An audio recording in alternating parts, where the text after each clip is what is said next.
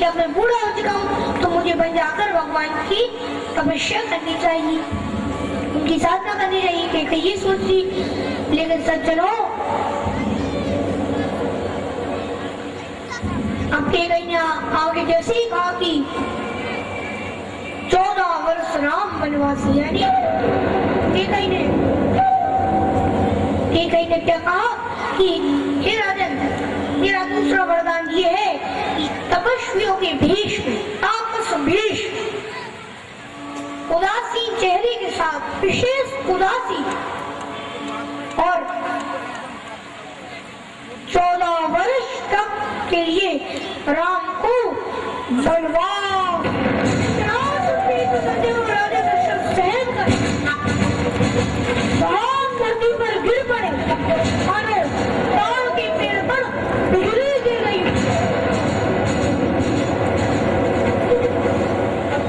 और राजा दशरथ इतना सुनते ही उनका बड़ा बुरा हाल हुआ। फिर भी वो केकई को समझाते हुए बोली,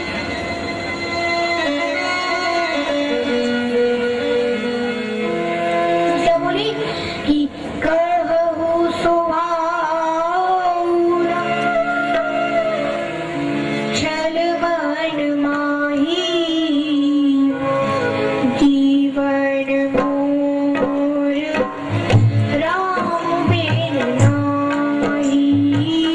कहु सुभावना छल बन माही, जीवन मोर राम बिनु नाही। सुनी मैं दुआचार गुरमति आति जराही, सुनी मैं बनहु अनल आहुति गत परही। बनहु अनल आहुति गत परही। बनहु अनल आहुति गत परही। बनहु अनल आहुति गत परही।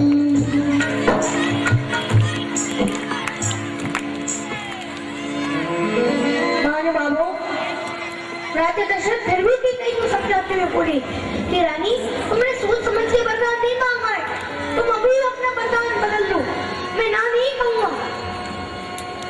और सज्जनों, राजा दशरथ बोले कि पर कई तुम ये वरदान मत मांगो, मैं ये पर तुम्हें देंगे, क्योंकि मछली बिना पानी के रह सकती है, सांप बिना मणि के दिन दुखी होकर रह सकता है, पर हे रानी, मैं राम के बिना जीवित नहीं रह सकता। नहीं।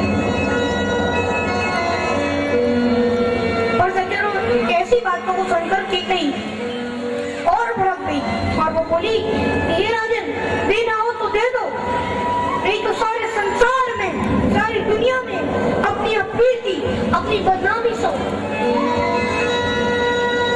क्योंकि राजन, अगर सुबह उठ श्री राम 14 वर्ष के वनवास के लिए अगर नहीं गए तो ये पक्का मान लीजिएगा राजन कि आप मेरा मरा हुआ मुंह देखो।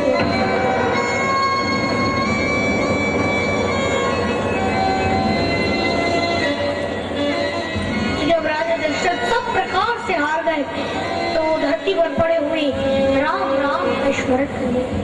राजा दशरथ की हालत का वर्णन नहीं किया जा सकता, मानो कोई पक्षी बिना पंखों का बेहाल, बिना पंखों के बेहाल।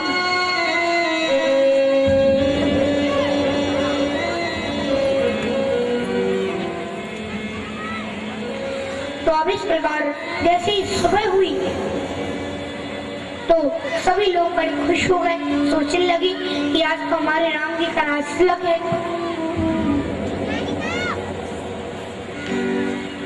हमारे राम जी का आज राज तिलक है, तो सभी सुबह से ही राजद्वार पर आ जाती। राजद्वार पर भारी भीड़ इकट्ठी हो गई। गए भाट रकुल की बिदावल्ली भी सुनाने लगी। सभी सोचने लगी आज पता नहीं क्या बात हुई राजा दशरथ तो रोजाना बहुत जल्दी उठ जाते, पर आज राजा दशरथ कितने अभी तक क्यों नहीं जागे? सब यही बात सोचने लगे कि तभी उनके बीच में मंत्री सुमंत्र आती है। सुमंत्र जी अंदर महल में जैसी ही आती है तो सज्जनों, सुमंत्र जी भी अंदर महल में जाकर जैसे ही देखते हैं और सुमंत्र जी ने जैसे ही राजा दशरथ की जो हालत देखी तो सुमंत्र जी की तो पैरों तले मानो जमीन ही खिसक गई।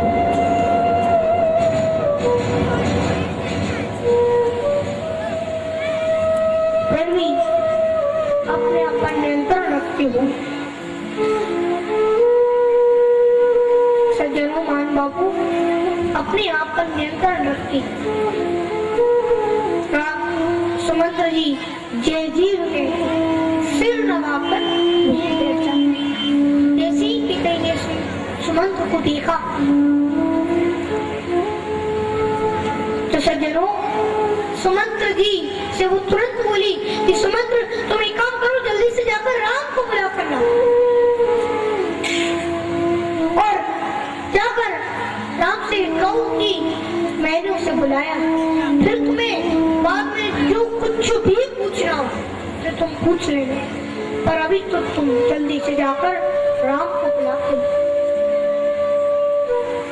तो सज्जनों, बस इतना सुनती सुमंत्र जी तुरंत राम जी को बुलाने की चली और जैसे ही वो राम जी के पास पहुंचे और राम जी को उन्होंने पूरी बात बताई, कहा कि आपको राजा दशरथ और माता कहीं नहीं बुलाया है। तो इतना सुनती राजा प्रभु श्री राम तुरंत राजा दशरथ के पास गए और ऐसे वैसे नहीं, सज्जनों को जिस हालत में थे उस समय उसी हालत में मान बाबू सज्जनों वे उसी हालत में तुरंत चल देते।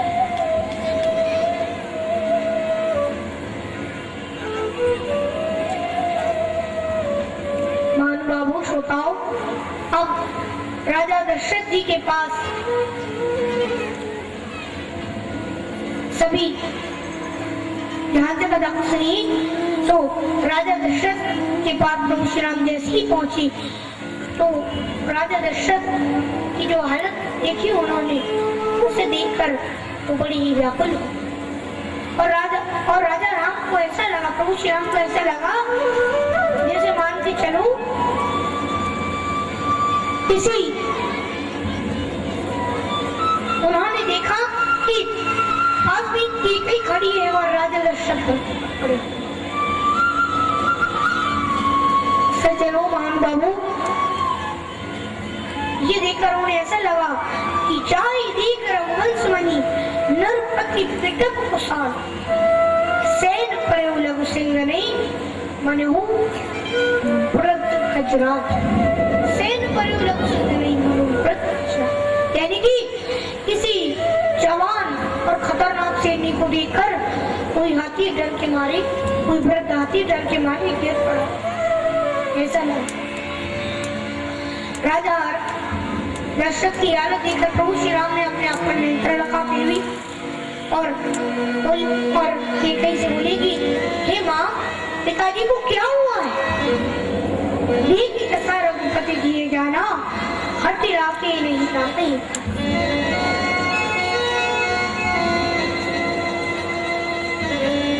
और सज्जनों, अब इस प्रकार मान बाबू तो कहीं से वो पूछने लगे कि पिताजी को क्या हुआ है? माँ, पिताजी को क्या हुआ है?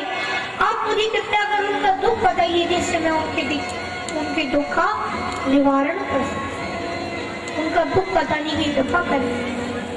तो सज्जनों, कई ने कपट के आंसू लाकर सब कुछ बता दिया और कहा कि हे राम, तुम्हारे जन्म से भी पहले एक बार मैंने तुम्हारे पिता की प्राण की रक्षा की थी, तो उस समय तुम्हारे पिता ने मुझसे कहा था कि तुम मुझसे 2 वर मांगो, कोई भी मैं उन्हें पूरा कर दूंगा। तो उन दो वरदानों को अब मैंने मांग लिया, एक तो भारत को राष्ट्र और दूसरा तुम्हें वनवास। पर महानुभावों, सज्जनों की कही बोली कि पर उन दोनों वरदानों की बात सुनकर ही तुम्हारे पिताजी की ऐसी हालत हो गई। तो सज्जनों, यहाँ पर प्रभु श्री राम दशरथ जी को समझाते हुए बोले, क्या बोली? वो बोली कि चार परार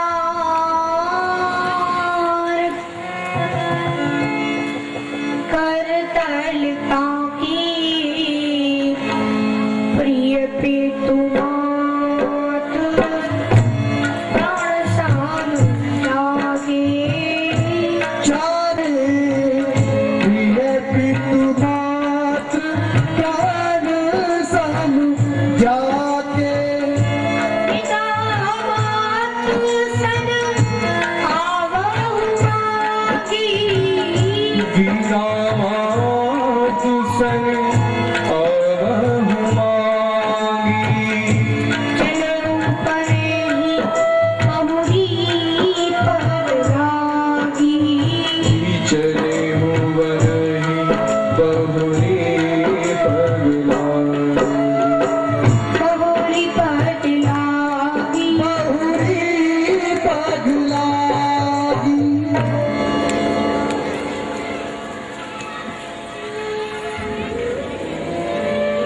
प्यारी प्यारी माताओं बहनों, राजा दशरथ को समझाते हुए राम जी बोली कि हे पिताजी, आप इतनी सी बात के लिए इतनी दुखी क्यों हो रहे हैं? अरे ये तो मेरे लिए बड़ी सौभाग्य की बात है कि मुझे मेरे माता पिता के वचन को सत्य करने का एक अवसर प्राप्त हुआ, एक अवसर मिला है, एक अच्छा मौका मिला। इसीलिए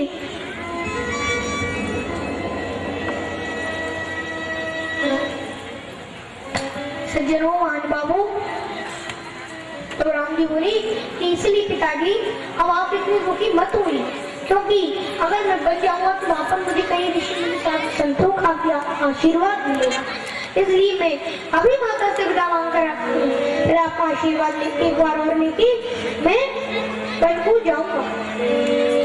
तो देखिए सज्जन, प्रभु श्री राम बन जाने की आज्ञा कितनी सहजता से स्वीकार कर नहीं मानता। तो महानुभावों, बताओ, हमें भी अपने माता पिता के वचनों को मानना चाहिए, अपने माता पिता की बात मानना चाहिए।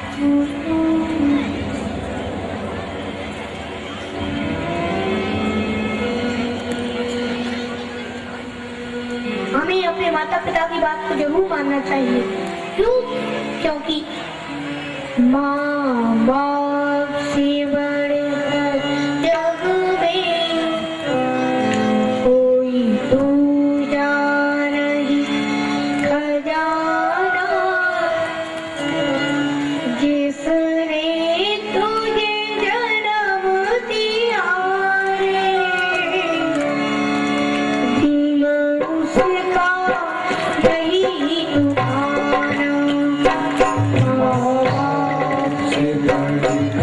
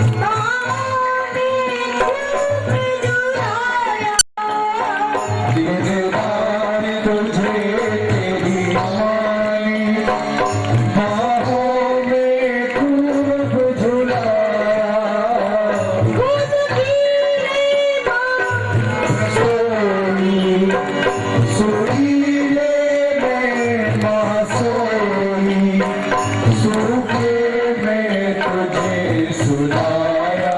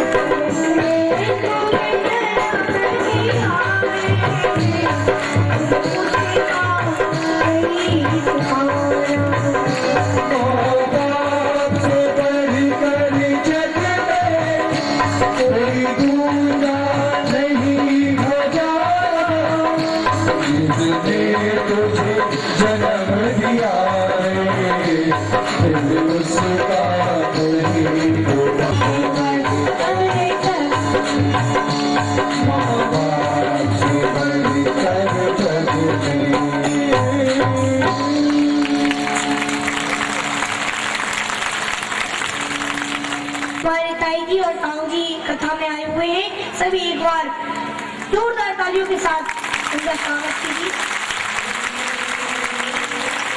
हमारे कर्म के विधायक जी रमेश सक्सेना जी आए हैं कथा में। आप सभी ध्यान से सुनिए कथा।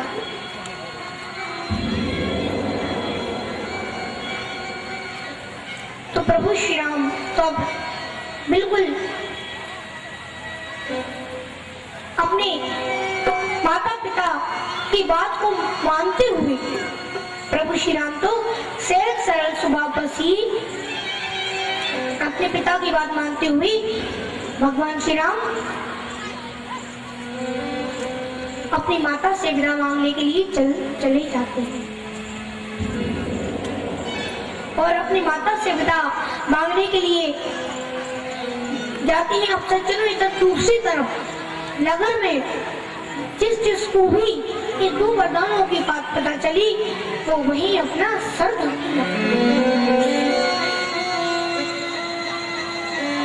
इस भारी संकट की घड़ी में किसी को भी संतोष नहीं है। अब प्रभु श्री राम को अपनी माता के पास विदा मांगने जाती, तो दूसरी तरफ गुरु माता अर्जुन की आदि समझदार महिलाओं ने भी केकई को बहुत समझाया, पर पत्थर की मूर्ति बनी हुई कुबड़ी की सिखाई हुई केकई पर कोई असर न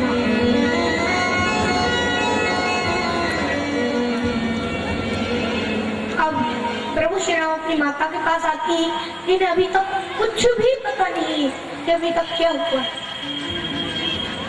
और अपनी माता के पास कैसे आती है, सज्जनों कौशल्या मैया तो बार बार अपने इष्ट देव की आरती उतारती है, लक्ष्मी नारायण भगवान की, फिर बस अपने पुत्र का ही इंतजार कर रही है कि कब राम आए, मैं उसकी आरती उतारूं और कब उसका रास।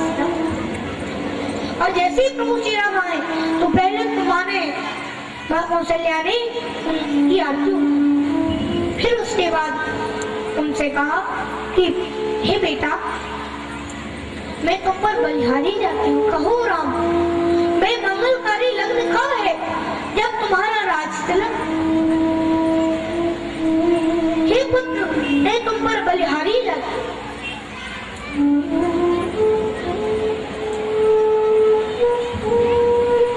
अब तुम जल्दी से नहा लो राम, और राज दरबार में तुम्हारा मंत्री, तुम्हारे पिताजी और वशिष्ठ आदि सभी इंतजार कर रहे होंगे। सज्जनों, ऐसा कहकर सज्जनों ऐसी बातें सुनकर, माता की ममता में डूबी हुई बातें सुनकर धर्म गुरु श्री रामचंद्र जी धर्म की गति को जानते हुए अपनी माता से कोमल भरी वाणी में बोले, क्या बोले कि धर्म धुरी धर्म गति जानी रही मात सोन अति मृदुबानी।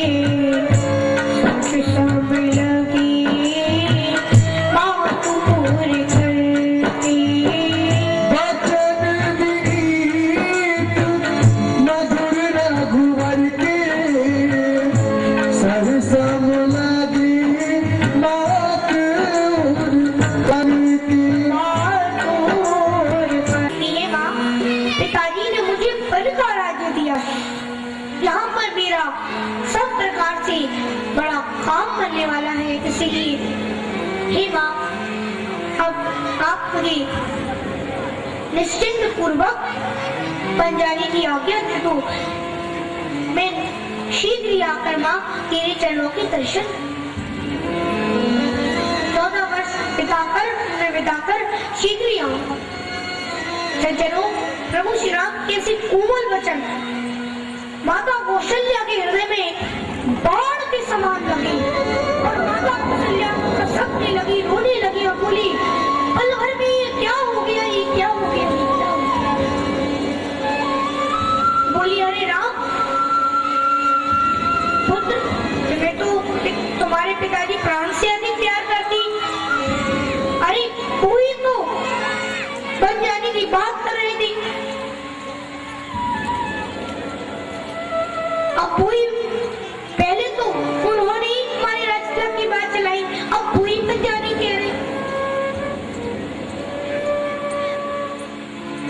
सज्जनों, अब इस प्रकार हालात को देखते हुए एक सेवक ने उन्हें पूरी व्यथा सुनाई।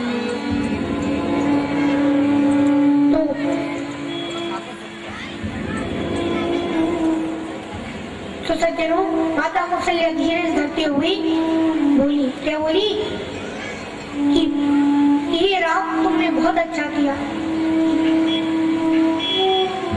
क्योंकि पिताजी के वचन मानना ही सब धर्मों का श्रोमणी धर्म है।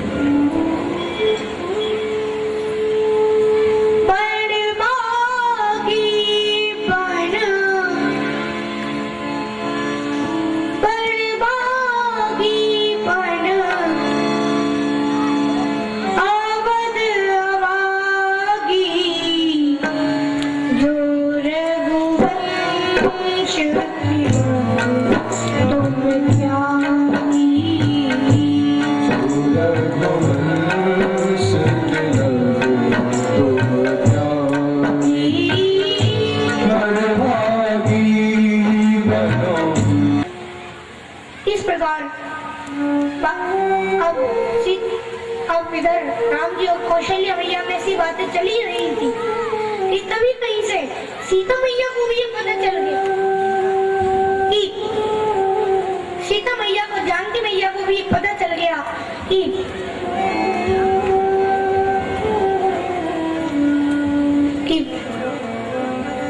सज्जनों, महानुभावों, उन्हें भी पता चल गया कि राम जी बन जा रहे हैं, तो तुरंत दौड़ी दौड़ी आई और कौशल्या मैया के चरणों में गिर गई और उनके चरणों में गिरकर फिर हाथ जोड़ के उनसे बोली कि हे सासू माँ, मैं भी स्वामी के साथ बन जाना चाहती हूँ, आप उनसे कहिए कि वो मुझे भी अपने साथ बन ले जाए। तो कौशल्या मैया बोली कि राम सीता भी तुम्हारे साथ वन को जाना चाहती है। तब राम जी सीता मैया को समझाती, क्या कहती है कि राजकुमार सिखावन सुनहु, आने भांति यही जन कछ गुनहु, पर यही देख देख धर्म नहीं भूला, सादर सास ससुर मधु। बोली सज्जनों, वैसे हालत देखो, प्रभु श्री राम सीता मैया से कौशल्या मैया के सामने कुछ भी कहने में संकुचाती थी, शर्माती थी, पर हालात को देखते हुए, स्थिति को, परिस्थिति को देखकर वो उनके समक्ष ही, उनके सामने ही बोली और समझाते हुए कहने लगी। क्या बोली कि हे सीता, हे जानकी, अगर मेरा और अपना भला चाहती हो तो यहाँ रहकर अपने सास ससुर की चरण की सेवा, ये सबसे बड़ा धर्म होता है। और अगर तुम बन जाने की हद करोगी और मेरे साथ बन जाओगी तो फिर वहां जाकर नाना प्रकार के दुख पाओगे, पेड़ों की छाल के वस्त्र पहनना पड़ेगा, कंदमूल फल का भोजन करना पड़ेगा, और वो भी जरूरी नहीं रोजाना मिल सके। अरे जंगल में भीषण जानवर राक्षस रहते, तुम उन्हें देखकर डर जाओगे। इसलिए मेरा कहना मानो और यहाँ रहकर सीता तुम अपने सास ससुर के चरणों की सेवा। पर श्रोताओं, सज्जनों,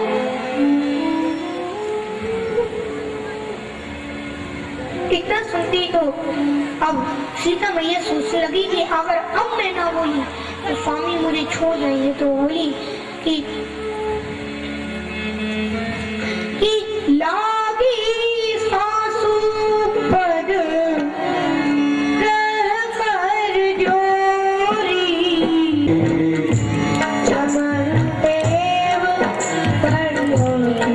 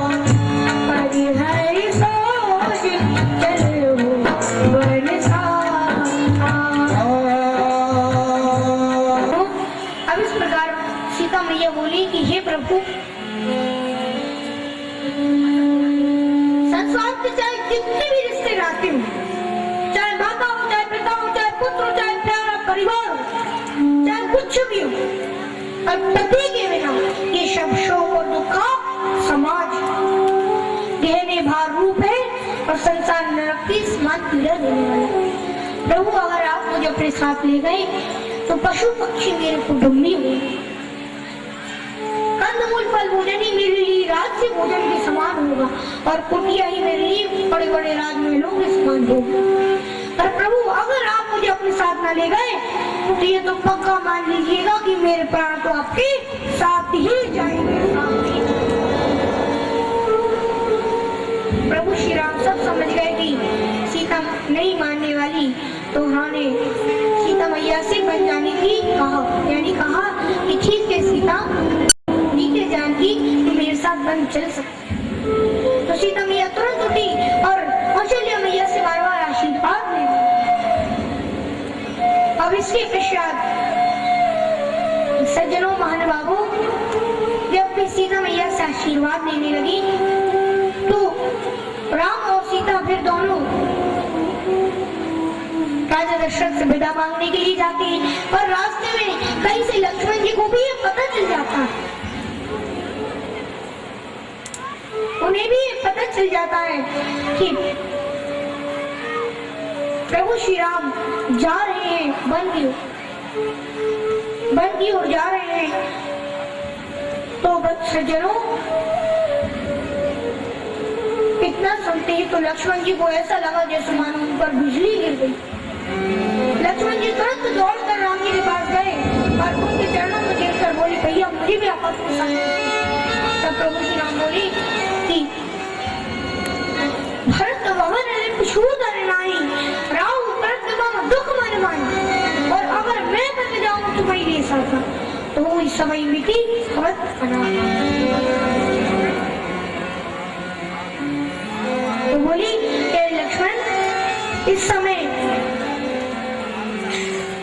समय भरत और पिछूदन भी यहाँ पर नहीं है और पिताजी को भी मेरे बन जाने का बड़ा दुख है, इसलिए अब तुम यहीं रहकर माता पिता के चरणों की सेवा करो, क्योंकि अगर मैं तुम्हें अपने साथ ले गया तो फिर सारी अयोध्या तो मानो अनाथ हो जाएगी। सज्जनों लक्ष्मण जी भी अपने मन की बात आकर कह उठी, और क्या कह उठी, वो बोली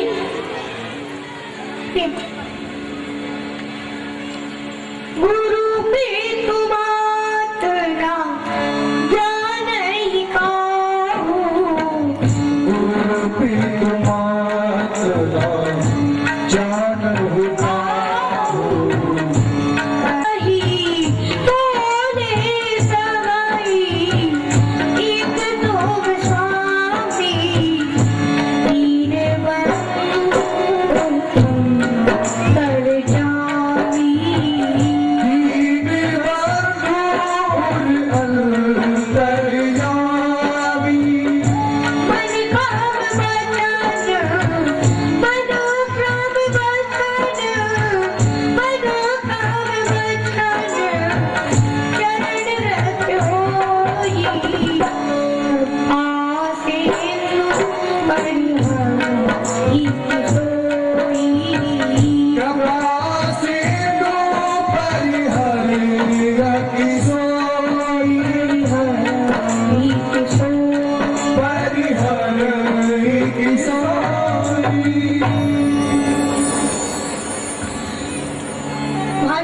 लक्ष्मण जी भी अपने मन की बात कह उठे और वो बोली कि हे भैया, मैं आपको छोड़कर गुरु माता पिता किसी को भी नहीं जानता, मेरा तो सब कुछ केवल और केवल आप ही। और अब आप ही बताओ भैया, जो मन वचन कर्म से एक होकर आपकी भक्ति करता है, आपकी सेवा करना चाहता है, सेवा करता है, क्या वो छोड़ने लायक है? प्रभु क्या नाम ही तुम्हारे पिता, जहाँ पर राम है वही तो अयोध्या है, जहाँ पर सीता राम है वही तो तुम्हें होना चाहिए, और जहाँ पर सूर्य उदय होता है वही तो प्रकाश होता है। और लखन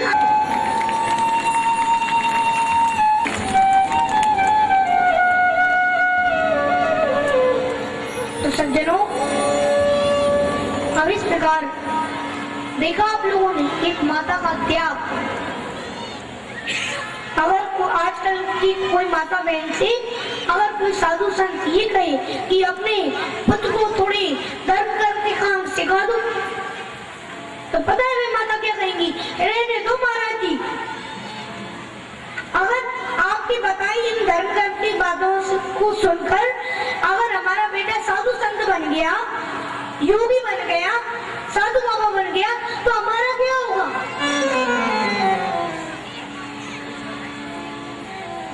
सज्जनों, शास्त्रों में लिखा है कि बालक की प्रथम गुरु उसकी माँ ही होती। अगर एक माँ चाहे तो अपने बालक को आतंकवादी, गुंडा, चोर, डकैती बना दे, पर अगर एक माता चाहे तो अपने अच्छे अच्छे कर्मों से अपने बालक को योगी, ध्यानी, कोई सिद्ध महात्मा बना। माताओं की एक बार की बात है कि मैं गुना में कथा कह रहा था कि तभी मैंने देखा कि एक बालक जो कि कम से कम 10-12 साल का है, वो रोजाना ध्यान से कथा को सुनता, बिल्कुल ध्यान से, और हाथ में माला को लेकर बहुत ध्यान से कथा को सुनता, और अपनी माँ को भी कथा मिलाता, और उसकी बुद्धि भी इतनी तेज थी कि मैं जो कथा कहता ना, वही की वही कथा मुझे शाम को आके सुनाता। उसकी इतनी तेज बुद्धि भी। तो एक दिन जब कथा का समापन हुआ तो वो अपनी माँ को लेकर मेरे पास आया, तो मैंने उनकी माँ से कहा कि आपके घर में आपका ये बालक तो कोई बड़ा महात्मा बन के आया है, ये निश्चित रूप से बड़ा होकर कोई बड़ा ज्ञानी बने, कोई बड़ा योगी बनेगा। सज्जनों, पता है उनकी माता ने क्या कहा? महाराज जी, मुझे इसी बात की तो चिंता लगी रहती है। अरे मैं कथा सुनने थोड़ी आती हूँ, मैं तो बस इसे ध्यान से देखती रहती हूँ कि हाथ में माला लेकर इतने ध्यान से कथा को सुनता है, कहीं ये साधु बाबा न बन जाए, योगी ज्ञानी न बन जाए। तो मैंने माता से कहा, अरे बे माता, चिंता तो तुझे इस बात की होनी चाहिए कि तुम्हारा बालक कहीं आतंकवादी न बन जाए, चोर, जेब कतरा न बन जाए। अरे संत महात्मा मानना तुमने बनना क्या तुमने कोई खेल समझ रखा है? साधु महात्माओं का चूल्हा पहनने से कोई संत महात्मा नहीं बन जाता। जिसने काम और क्रोध को जीत रखा हो, अपने वश में कर रखा हो, वो ही सच्चा संत कहलाता है।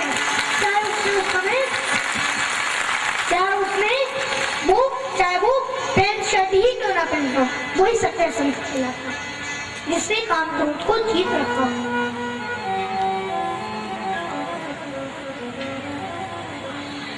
तो मान बाबू, अब इस प्रकार लक्ष्मण जी प्रसन्न मन से अपनी माता के पास जाती है।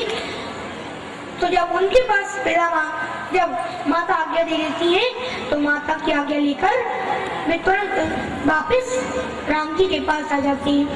फिर प्रभु श्री राम, लक्ष्मण जी और सीता जी तीनों दशरथ जी से विदा मांगते हैं, और प्रभु श्री राम बार बार अपने पिताजी के चरण छूते हैं और उनसे विदा मांगते हैं। और सज्जनों, राजा दशरथ ने उन्हें बार बार गले लगाए, पर कुछ बोल नहीं पाता, कुछ भी नहीं। ये रसा देखकर कि गई और भी भड़क गई। उसने कहा, राम, तुम्हारे पिता तुम्हें प्राणों से अधिक प्यार करती, तो तुम्हें कभी वन जाने की नहीं कहेंगे, इसलिए तुम तो एक काम करो, तुम वही करो जो तुम्हें करना चाहिए। और प्रभु श्री राम ने भी वही किया जो उन्हें उस समय करना चाहिए। राम तुरंत मुनि भेष बनाए, चले जनक जन्नी सुनो। अब इस प्रकार प्रभु श्री राम मुनियों और साधु संतों का वेश धारण किया उन्होंने, और वे लक्ष्मण और सीता से राजा दशरथ से विदा मांगकर आशीर्वाद लेकर वन को जाने लगे। और प्रभु श्री राम को वन जाते देख सज्जनों, राजा दशरथ तो बेहोश हो गए। और जब उन्हें थोड़ा होश आया तो तुरंत समझ को बुलाकर बार बार समझाती हूँ और बोली कि सुमन तुम एक काम करो, जल्दी से राम को वन ले जाओ और तुम 2-3-4 दिन उन्हें राम सीता और लक्ष्मण को इधर उधर घुमा फिर आकर वापस ले आना। और अगर राम न माने तो जनक नंदिनी सीता को तो किसी भी कंडीशन में तुम वापस लेके आना। तो सज्जनों, सुमंत्र जी ने आज्ञा पाकर ऐसे ही किया। उन्होंने तुरंत तैयार किया और सीता राम लक्ष्मण को लेकर, और अगर राम न माने तो जनक नंदिनी सीता को तो किसी भी कंडीशन में तुम वापस लेके आना। तो सज्जनों, सुमंत्र जी ने आज्ञा पाकर ऐसे ही किया। उन्होंने तुरंत तैयार किया और सीता राम लक्ष्मण को लेकर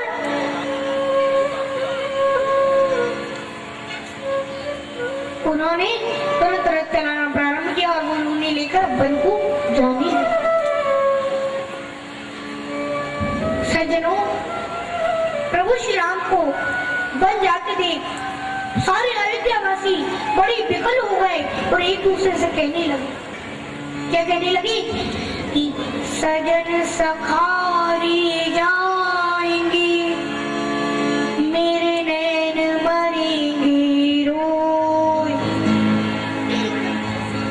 बितना ऐसी रैन कर भोर का बहू ना हो, चले जाएंगे सिया राम जी, सुन लो अरज हमारी, चले जाएंगे बिरती हमारी, चले जाएंगे सिया राम जी, सुन लो अरज हमारी।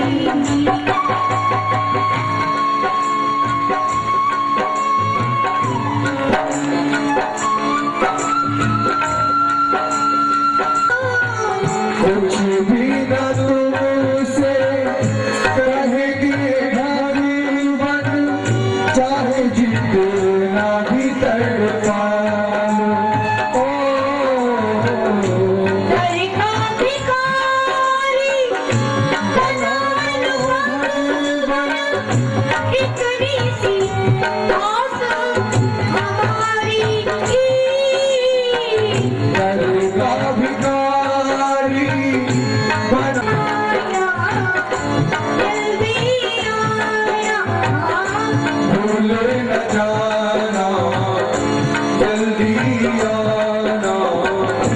इतनी बेटी हमारी, चले जाएंगे सिया राम जी,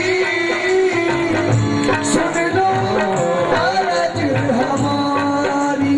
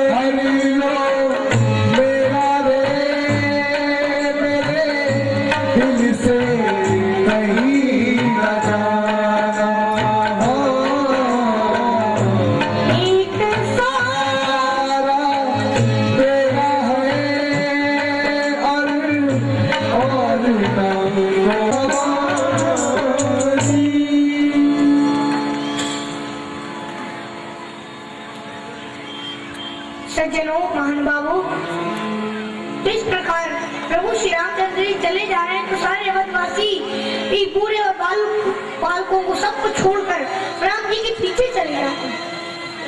भगवान ने तमसा नदी के किनारे रुककर थोड़ा विश्राम करने के लिए रथ को रोका, तो उन्होंने जब पीछे देखा तो सारी अयोध्या उनके पीछे आ रही है। ये देखकर उन्हें बड़ा दुख।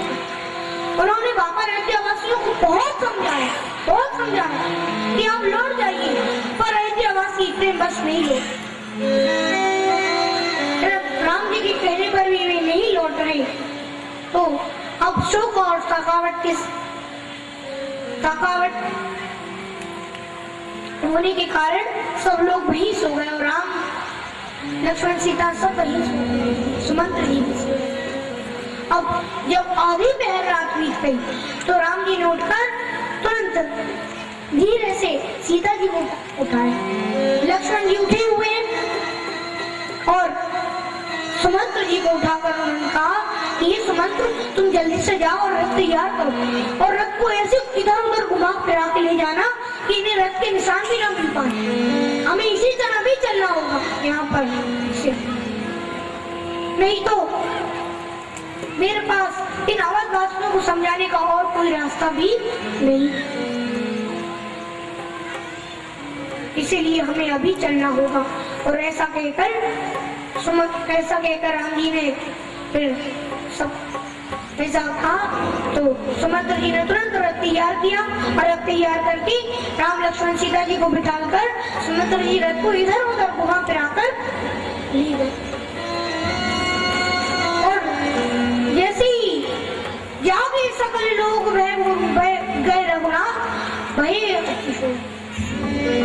जैसे ही सुबह हुई तो और सब लोगों ने वहां पर राम जी को न पाया, न देखकर चारों ओर शोर हो गया। सब जोर से चिल्लाने लगे, अरे राम कहाँ गए, राम कहाँ गए, राम हमें छोड़ गए। आराम आराम कहते सभी बड़े विकल होते हैं जब वापस लौट। कई लोगों ने रथ के निशान भी ढूंढने के प्रयास किए, पर फिर भी उन्हें कुछ न मिला। तो सज्जनों, अब इस प्रकार सारे अवधवासी थक हार कर वापस अयोध्या आ गए और अयोध्या आकर उन्होंने भगवान से प्रार्थना की कि भगवान से कोई प्रार्थना करने लगी। क्या प्रार्थना करने लगी कि हमें शीघ्र ही रघुनाथ जी के दर्शन। अब दूसरी तरफ सुमंत्र जी का रथ चलते चलते कहाँ पहुंच गया, संगवेर पहुंच गया, संगवेरपुर पहुंच जाता है। अब संगवेरपुर के राजा निषाद राजगु, यानी निषाद राजगु जैसे ही पता चला कि साक्षात भगवान श्री राम उनके संगवेरपुर में आ गए हैं, तो सज्जनों भगवान श्री राम संगवेरपुर में ही के बाहर ही एक वृक्ष के नीचे थोड़ा विश्राम कर रहे थे। उसे पता चल गया। ये पता चलते ही उसने अपने पूरे नगर वासियों को ये बता दिया और कि हम आज हमारे भगवान श्री राम हमारे पास आए हैं। और उसने सबको जैसे ही सूचना दी तो सज्जनों सभी लोग अपने अपने साथ साथ फल फ्रूट आदि का सामान लेकर राम जी के पास पहुंच जाते हैं और सभी फल फ्रूट का सामान राम जी के पास रख देते हैं। और इधर निषाद राज प्रभु श्री राम के चरणों में गिरकर बोली, प्रभु आज आपके आने से, आपके दर्शन से मैं तो आज भाग्यवानों की गिनती में आ गया। आज मैं भाग्यवानों की गिनती में आ गया। और ऐसा सुनकर सुमंत्र जी ऐसा कहते हुए निषाद बोली कि लेकिन प्रभु आप अंदर नगर में चलकर इस सेवक की शोभा बढ़ाइए। तब भगवान बोले कि नहीं सुमंत, मुझे अभी वनवास हुआ है, तो मैंने प्रतिज्ञा ले रखी है कि मैं वनवास के अंतर्गत मैं किसी भी नगर में अंदर नहीं जाऊंगा और तुम यहीं पर हमारे खाने सोने पीने की व्यवस्था करवा दो। तो सुमंत्र जी, लक्ष्मण जी, सीता जी और राम जी की सबकी सोने खाने पीने की व्यवस्था निषाद राज ने वहीं करवा दी। और जब रात हुई और सीता और राम जी सिया राम जी सोने लगे तो उस समय लक्ष्मण जी पहरा देने लगे, तो दूसरी तरफ सुमंत जी भी सोने लगे। तब निषाद अपने कुछ विश्वासपात्र पहरेदारों को लेकर लक्ष्मण जी के पास आकर राम जी की पहरेदारी करने लगा। अब इधर लक्ष्मण जी भी वीरासन में बैठकर पहरा दे रहे हैं। तो महानुभावों, जब जैसे ही निषाद ने जैसे ही राम जी को ऐसे घास फूस के बिछोने पर सोता देखा तो निषाद को बड़ा ही विषाद हुआ। निषाद की आंखों से आंसू आ और वो बोला कि देखो लखन, देखो समय की घटना। अरे कहा इंद्र के बड़े बड़े राजमहलों के समान राजा दशरथ के महल में सोने वाली भगवान श्री राम, प्रभु श्री राम आज घास फूस के बिछोने पर सो रहे। देखो लखन, देखो समय की घटना। अरे ये कई ने क्या कर दिया, ये क्या कर दिया। सूर्य वंश रूपी वृक्ष के लिए वो एक कुल्हाड़ी बन गई, ये उसने क्या कर दिया। और सज्जनों, बस सब अब इस प्रकार निषाद क्या होगी बेदना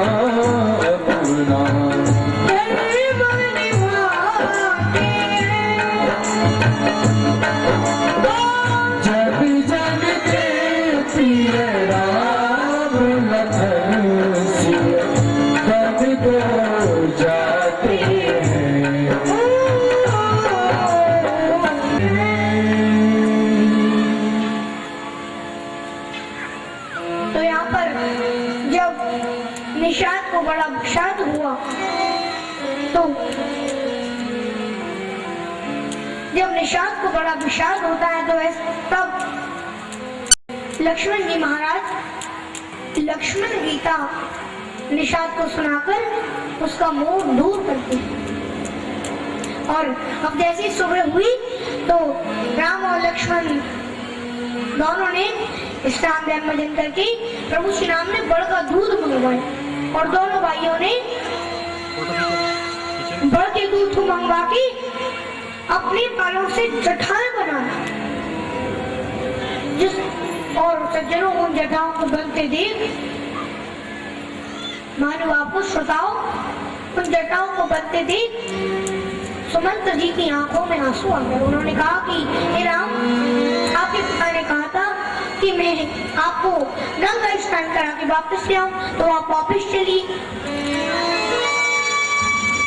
तब राम जी ने धर्म शास्त्र वेद पुराण आदि का उनको ज्ञान कराकर वापस जाने से इनकार कर दिया। उन्होंने सीता मैया से भी कहा और सीता मैया ने भी उनके जाने से मना कर दिया और बल्कि राम जी ने सुमंत्र जी को अयोध्या जाने के लिए कहा और उन्हें वापस ले आया। अब महानुभावों सज्जनों तो इस प्रकार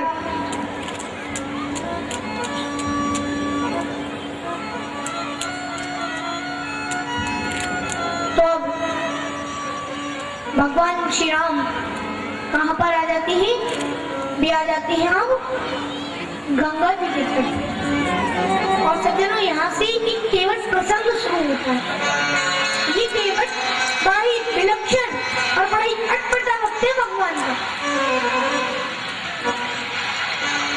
और ऐसे भक्त की कथा आप ध्यान से सुनिए, इस केवल प्रसंग को ध्यान से सुनिए। जब भगवान गंगा जी के तीर पर आए तो भगवान ने इधर उधर देखा तो उन्हें कोई भी मल्लाह दिखाई नहीं किया।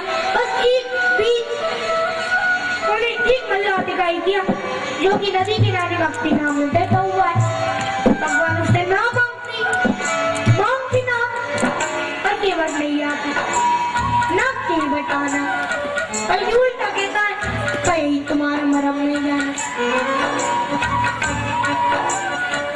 सज्जनों समझते हो बड़े अचरज की बात है। फिर भगवान का पार जिनका भगवान का मरम साक्षात ब्रह्मा और शंकर भी नहीं तब नहीं जान पाए, उनका मरम एक अनपढ़ा नाव चलाने वाला केवट जान लिया। अच्छा की बात है ना। तो अब इस प्रकार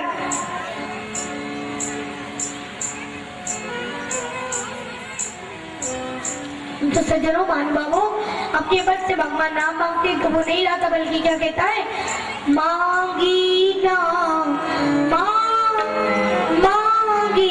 नाम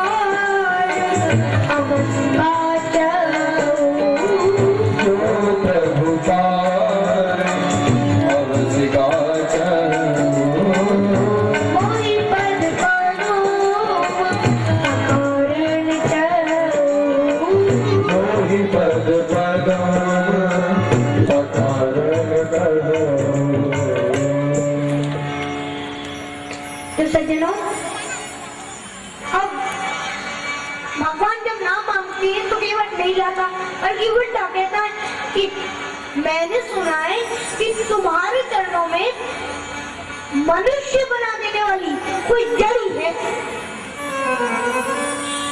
जैसे टूटी ही पत्थर की शिला सुंदर स्त्री हो गई थी, तो फिर मेरी नाक तो लकड़ी थी। अब मैं वैसे ही इस नाम से अपना परिवार का ठीक से पालन पोषण नहीं कर पाता।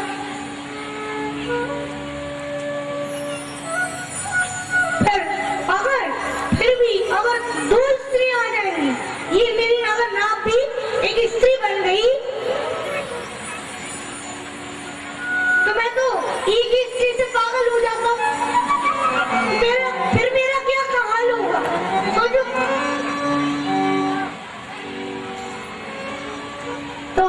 तो भगवान बोले तो फिर क्या करें हम?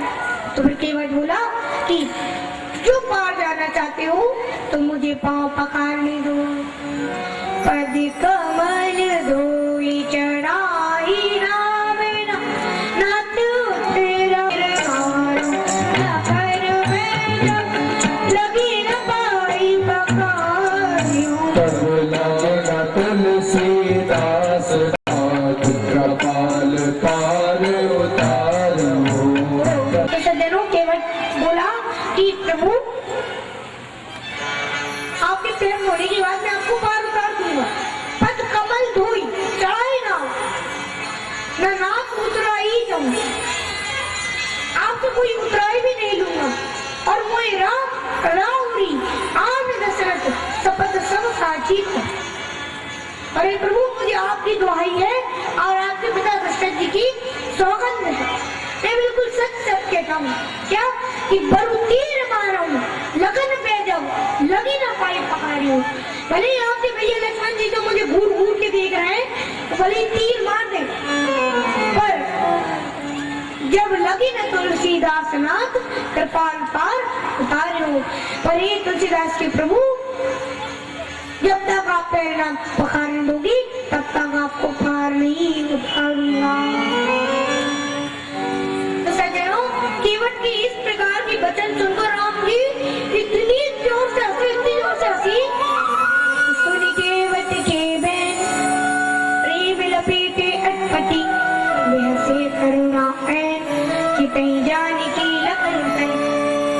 केवट की वचन सुनकर भगवान श्री राम इतनी जोर से हंसी क्योंकि वो अपने पूरे अवतार में बिल्कुल नहीं हंसे थे। और किसकी ओर देखकर हंसे कि कहीं जाने की लखन तन, यानी जानकी और लक्ष्मण जी की ओर देखकर हंसे। उनको देखकर हंसने के पीछे कारण है जो मैं आपको सुनाता हूँ, थोड़ा संक्षेप में सुना रहा हूँ क्योंकि समय काफी हो गया है। सभी ध्यान से सुनिए। ये केवट कोई और नहीं, अपने पिछले जन्म में कछुआ था। और इस कछुए जो कि सज्जनों आप तो जानती हो कछुआ कहीं और नहीं क्षीर सागर में निवास करता था। आप तो जानती हो सज्जनों क्षीर सागर में लक्ष्मी नारायण भगवान निवास करती है ना। अब ये वही रहता था। तो एक बार क्या हुआ कि मान बाबू सज्जनों इस श्रोताओं मान बाबू एक बार क्या हुआ कि इसने सोचा कि मैं भगवान के दर्शन करूं तो बहुत अच्छा रहेगा, तो भगवान के दर्शन करने गया। फिर उसने एक दिन कहीं से सुन लिया कि भगवान के चरण छूने से उद्धार हो जाता है। तो सोचा मैं भगवान के दर्शन तो रोज ही करता हूँ, अगर चरण और छू लूंगा तो उद्धार हो जाएगा। तो तुरंत चरण छूने निकल पड़ा। अब वो भगवान के चरण छूने की कोशिश करे पर शीर्षनाग की अपनी पूंछ की फटकार से उसे दूर फेंक देते। तो सज्जन वो पैर नहीं छुपा था। अब वो रोजाना खूब कोशिश करता पर शीर्षनाग की अपनी पूंछ की फटकार से उसे दूर फेंक देते। अब जब वो शीर्षनाग की ऊपर से चुपके से पैर छूने की कोशिश करता ना, तो भैया लक्ष्मी जी देखे और शेषनाग जी को बता देती। एक दिन तो शेषनाग जी ने इतनी जोर से फटकार लगाई कि बहुत मील दूर जाकर गिरा। जब वो बहुत दूर जाके गिरा तो उसने भगवान से कहा मन ही मन में, हे प्रभु मैं कोई गलत काम थोड़ी कर रहा हूँ, मैं तो आपके चरण स्पर्श कर रहा हूँ, पर ये शेष नाग जी और ये लक्ष्मी जी मुझे अपने चरण नहीं छूने दे रहे। तो भगवान ने वही आकाशवाणी कर दी और वो बोली कि केवट कछुई, वो बोली कि कछुई तुम बिल्कुल चिंता मत करो, तुम अपने अगले जन्म में एक केवट बनोगी, केवट नाव चलाने वाली। हाँ, और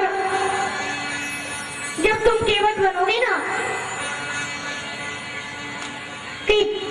उस समय ये शेष नाग जी लक्ष्मण जी बनेंगे, सीता जी, ये लक्ष्मी जी सीता जी बनेंगी। तब तुम एक काम करना, मेरे दोनों चरण पकड़ लेना, सुना ही नहीं तो पकड़ लेना और चिंता मत करना, ये दोनों तुम्हें घूर घूर के देखते ही रह जाएंगे। तो सज्जनों फिर वही कछुआ अपने अगले जन्म में केवट बना। अब सज्जनों कृपालु भगवान केवट से बोले कि भैया तुझे जो अच्छा लगे तू वो कर, पर जल्दी कर, हमें देर हो रही है। सज्जनों देखो कितनी अच्छी बात है, जिन भगवान का एक बार सच्चे मन से नाम लेने से मनुष्य भक्त सागर से तर जाता है, सो कृपाल केवट नहीं हो रहा, पकोरा। देखो वो भगवान आज केवट से नाम मांग रहे हैं और कह रहे हैं कि केवट मुझे उस पर देखो कृपा सिंधु बोले मुस्काई, सोई कर दी तब नाम बन जाई। बोले केवट तू जल्दी कर। तो केवट देखो उसकी चतुराई, केवट ने क्या किया, वो अपने पूरे परिवार पूरे कुटुंब को बुला लाया, ठीक है। अब उसके बाद एक लकड़ी का कटोता ले आया, हाँ, लकड़ी का कटोता लाके उसने गंगा जी में से पानी भरा और बढ़िया प्रेम पूर्वक राम जी के चरण धोने लगा। और सज्जनों देवता आकाश मार्ग से पुष्पों की बरसात करके केवट की जय जयकार लगा रहे, कह रहे कि केवट तुम धन्य हो, तुम धन्य हो, तुमने आज लक्ष्मण जी और जानकी मैया के सामने तुमने राम जी के दोनों पैर पखारे, तुम धन्य हो। अब इस प्रकार पैर पखाने के बाद केवट लक्ष्मण जी, सीता जी और राम जी को गंगा जी के उस पार ले जाने लगा। और बीच में जाते हुए क्या कहने लगा कि मेरी नैया में, ओ मेरी नैया में, मेरी नैया में, मेरी नैया में लक्ष्मण राम, गंगा मैया धीरे बहो, मेरी नैया में लक्ष्मण राम, धीरे बहो मैया धीरे बहो, धीरे बहो, धीरे बहो मैया धीरे बहो, मैया में राम, गंगा मैया धीरे बहो, मेरी मैया लक्ष्मण राम, गंगा मैया धीरे बहो। ऐसे नहीं कभी तो हाथ उठाकर खाली हो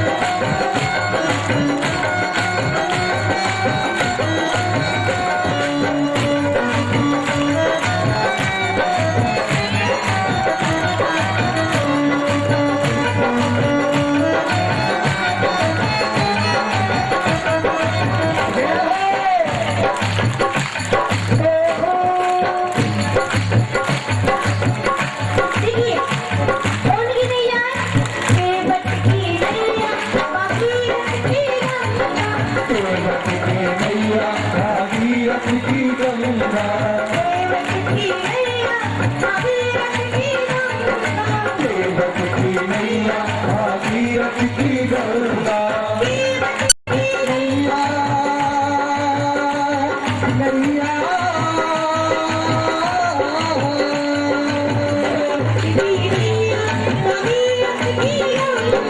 देवक की नैया भागीरथ की गंगा दशरथ की राजा दशरथ की दशरथ के राजा दशरथ की राजा दशरथ के लक्ष्मण राम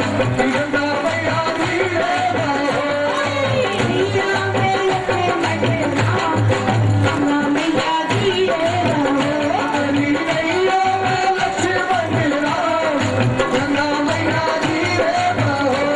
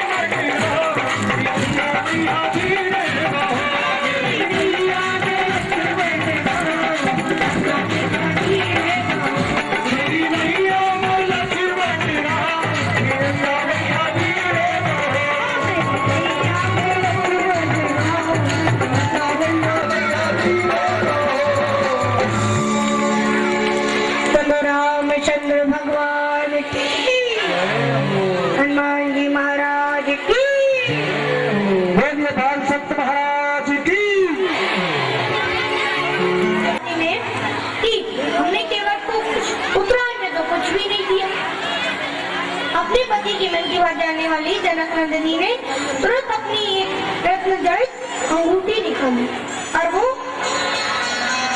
केवट की ओर इशारा करके राम जी को देने लगी। राम जी भी वो केवट को नहीं लगे। केवट सब समझ गया और बोला, प्रभु मुझे कुछ भी नहीं चाहिए, मुझे बिल्कुल कुछ नहीं चाहिए।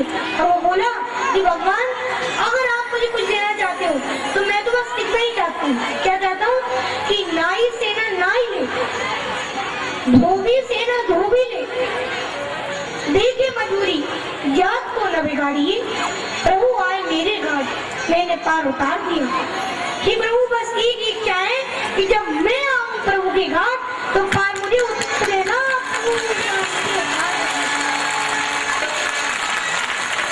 इस प्रकार भगवान केवट को आशीर्वाद देकर अब गंगा जी को प्रणाम करती अब आगे की ओर जाने लगे। बोलो भक्तराज केवट की। तो सज्जनों, आज मैं ये अपनी वाणी को विराम देना चाहता हूँ, पर उससे पहले आप लोगों को बता दूं कि कल हमारी साधु श्री राम कथा का 7वां दिन है। कल रामायण महारानी विश्राम लेंगी और कल हम कथा में भगवान श्री राम का हम सब राज तिलक महोत्सव मनाएंगे।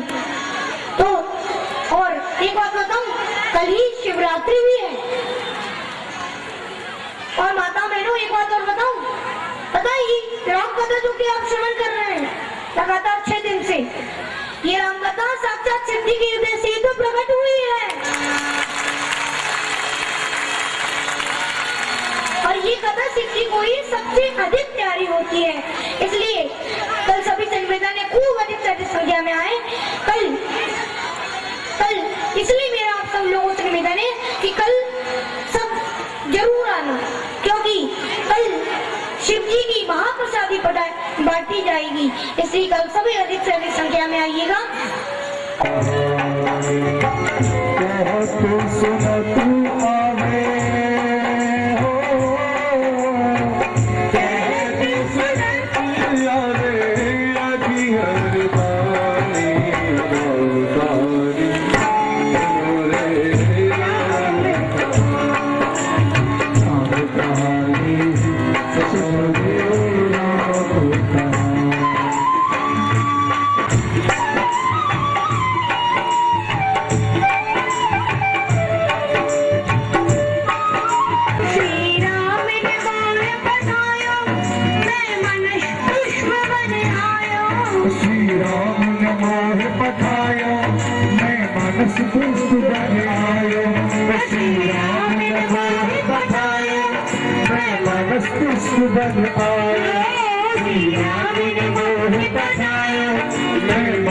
पुष्प बन आयो, सेवा में भगवती का संदेशा लायो।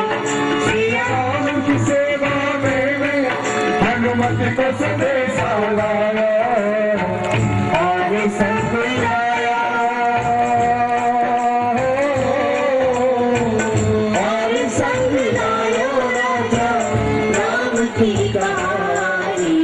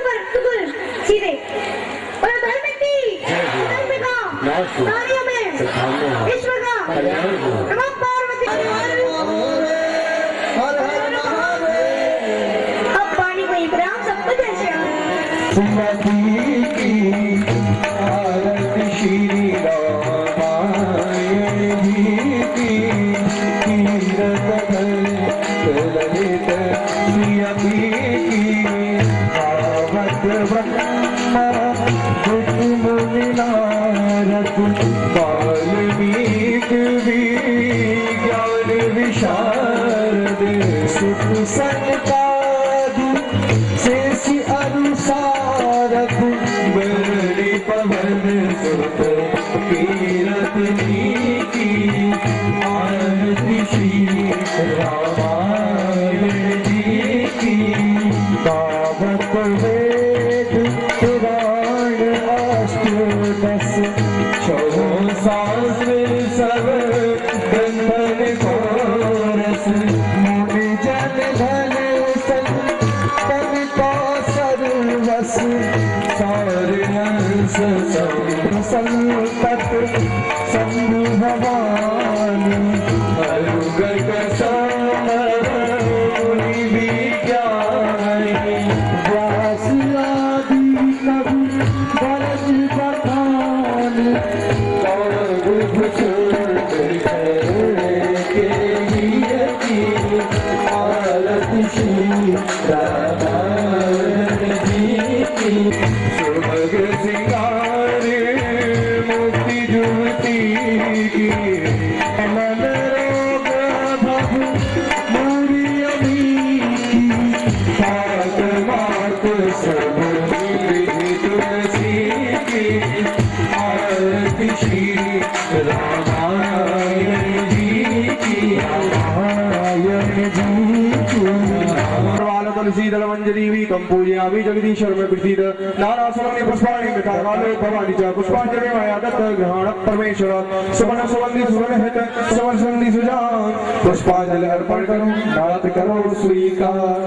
श्री रामचंद्र भगवान की, हनुमान जी महाराज की।